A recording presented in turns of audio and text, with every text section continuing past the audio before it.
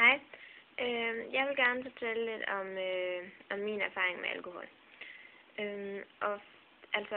Jeg er medlem af Zero 16, og jeg synes, at det er en god måde at få folk til at lade være med at drikke på.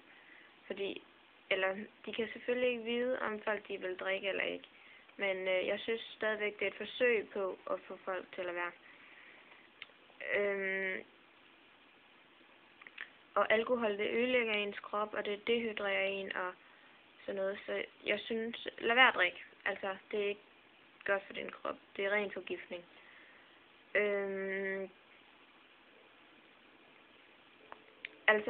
Til nytår her, der drak jeg også selv. Og jeg havde det utroligt dårligt bagefter, så jeg forstår egentlig ikke, hvorfor folk de drikker.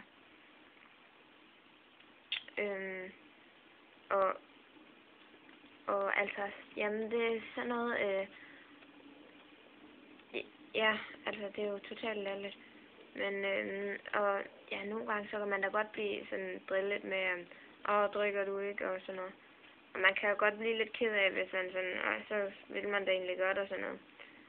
Men på den anden side, det er bare ligesom alt andet, man kan blive drillet med.